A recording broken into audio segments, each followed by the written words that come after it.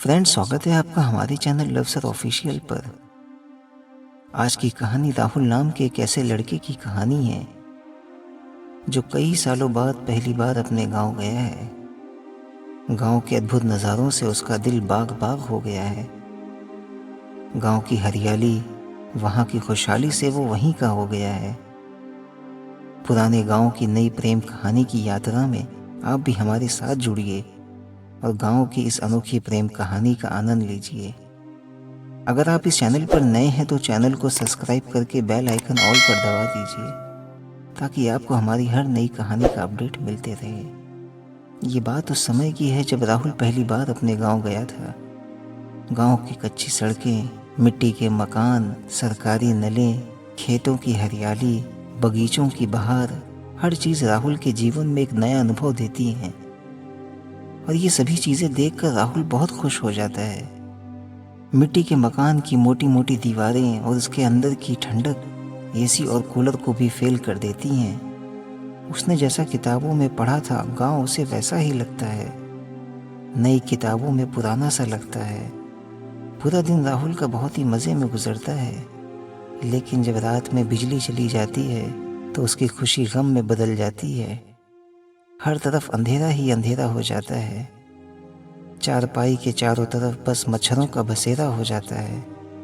लालटेन का जलना शुरू हो जाता है। मध्यम रोशनी में मन का बल्ब फ्यूज हो जाता है और गांव में रुकने का प्लान राहुल का पूरा फेल हो जाता है। जो गांव उसे अब तक स्वर्ग लग रहा था, वही अब उसे बिन बिजली के नर्क लग रहा था। मच्छरदानी आ गए लेकिन उसकी नींद चली गई। मच्छर सीमा उस पार हो गए लेकिन खटमल के वार अंदर से शुरू हो गए। पूरी रात उसकी जैसे तैसे कटती है और सुबह में जाकर उसकी आंख लगती है। वो सोकर देरी से उठता है और वापस मुंबई जाने की तैयारी करता है। घर वाले उसे रोकना चाहते हैं लेकिन रोक नहीं पाते हैं। भाइयों ने उसे जाते जाते अपने खेत खलियान का दर्शन कराया। बगीचे से आम तोड़कर उसका मुंह मीठा कराया। बगीचे में वहाँ और भी बहुत से लोग मौजूद थे जो ढेला से आम तोड़ रहे थे कि अचानक एक ढेला सीधे आकर राहुल के सर पर लगता है और उसके सर से खून निकलने लगता है। राहुल सामने ढेला मारने वाली लड़की को देखता है तो बस देखता ही रह जाता है। वो उसे देखकर घबरा रही थी और राहुल उसे देखकर मुस्कुरा रहा है। उसे होश नहीं है कि वो उसके सर से खून निकल रहा है। वो लड़की वहां से भाग जाती है लेकिन भागते हुए राहुल को रुका जाती है। राहुल के भाई जब राहुल के सर से निकल रहे खून को देखते हैं तो शॉक्ड हो जाते हैं और तुरंत उसे गांव में डॉक्टर के पास ले जाते हैं। उसकी मलहम पट्टी करवाते हैं। डॉक्टर उसे टिसनिस की सुई लगा देता है। सुई लगते ही राहुल को होश आ जाता है। वो उस लड़की के ख्यालों की दुनिया से बाहर आ जाता है। गांव छोड़कर जाने का प्लान उसका कैंसिल हो जाता है। घर वालों का दिल भी खुशी से बाग बाग हो जाता है।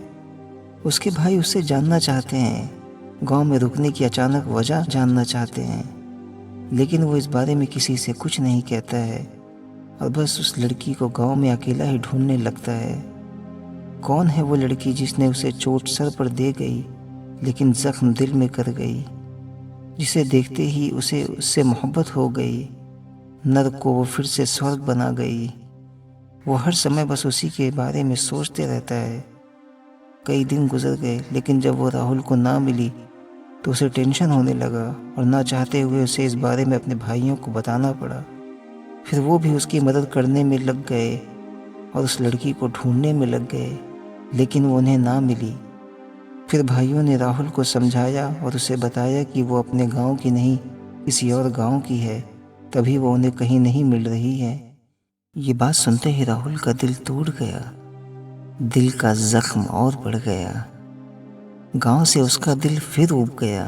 वो निराश होकर अपने घर की छत पर जाकर बैठ गया कि अचानक उसकी नज़र सामने की छत पर गई, जहाँ एक लड़की घूम घूम कर किताबें पढ़ रही थी लेकिन राहुल की तरफ नहीं देख रही थी।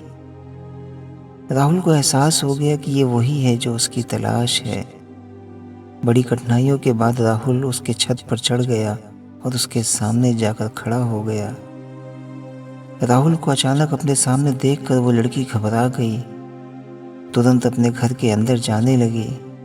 राहुल उसका रास्ता रोककर खड़ा हो गया और उसे देखकर खुश होने लगा। वो राहुल को सॉरी कहती है और अपना नाम रिंकी बताती है। राहुल उसका हाथ पकड़ लेता है और अपने दिल पर रख देता है। रिंकी राहुल से डरने लगती है। राहुल उसे उसी बगीचे में बुलाने लगता है और उसे वहां आने का सिग्नल दे देता है। इतना कहकर राहुल वहां से चला जाता है और जाते जाते रिंकी के गाल पर अपने प्यार का निशान दे जाता है। रिंकी वहीं खड़े खड़े सुन्न हो जाती है और प्यार की दुनिया में प्रवेश कर जाती है। राहुल बगीचे में पहुंचकर रिंकी का इंतजार करने लगता है, लेकिन उसे नहीं पता था कि रिंकी उससे पहले ही वहां उसका इंतजार कर रही थी। वो छुप छुप कर राहुल को देख रही थी और अंदर ही अंदर बहुत खुश हो रही थी। कुछ समय गुजर जाने के बाद रिंकी से भी रहा नहीं गया और वो उसके सामने आ गई। दोनों के प्यार की शुरुआत हो गई। दोनों ने एक दूसरे को अपने बारे में बताया। बातों बातों में काफ़ी समय निकल गया। दोपहर से शाम हो गई। रिंकी के घर जाने का समय हो गया। रिंकी चली गई और राहुल को अपने प्यार की निशानी दे गई। वो दोनों कभी बाग में मिलते हैं तो कभी खेत में मिलते हैं। अक्सर बाजार के बहाने बाजार में मिलते हैं। कुल्हड़ की चाय में कैफ़े का मज़ा लेते हैं। दोनों ही एक दूसरे के प्यार में डूब जाते हैं और बाहर निकलने का नाम नहीं लेते हैं। कुछ दिन बाद राहुल के वापस मुंबई जाने का समय आ जाता है, लेकिन वो वापस मुंबई नहीं जाना चाहता है। अब गांव में ही रहकर वहीं कुछ करना चाहता है। प्यार में ऐसा ही होता है, जब प्यार होता है तो इंसान अपने प्यार के करीब होता है, उससे दूर नहीं होता है। इसी तरह से एक दिन राहुल और रिंकी गन्ने के खेत में मिलते हैं और गन्ना चूसते हुए प्यार भरी बातें करते हैं। राहुल रिंकी से वादा करता है कि वो अपने घर वालों को उसके घर रिश्ते के लिए भेजेगा। इतना सुनते ही रिंकी राहुल से कहती है कि अगर मेरे पापा नहीं माने तब क्या होगा। राहुल कहता है नहीं माने तो भाग जाएंगे, यही होगा और क्या होगा। राहुल का इतना कहना ही होता है कि सामने से आवाज़ आती है, बेटा और भी बहुत कुछ होगा, जब जिंदा बचोगे तब तो यहाँ से भागोगे। इतना सुनते ही राहुल और रिंकी सामने देखते हैं तो शॉक्ड हो जाते हैं। रिंकी के पापा लाठी लेकर इनके सामने खड़े हो जाते हैं। दोनों के पैरों तले ज़मीन खिसक जाती है और इसी सिचुएशन पर कहानी पहले पार्ट के साथ ख़त्म हो जाती है। प्लीज़ कमेंट करके हमें बताइए कि ये कहानी आपको कैसी लगी।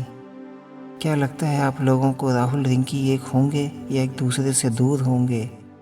अगर आपने हमारी पिछली कहानी आखिरी ख्वाहिश नहीं सुनी है तो प्लीज़ जाकर उस कहानी को सुनिए, जहाँ एक इंसान की आखिरी ख्वाहिश ने यमराज को भी होल्ड पर रख दिया है।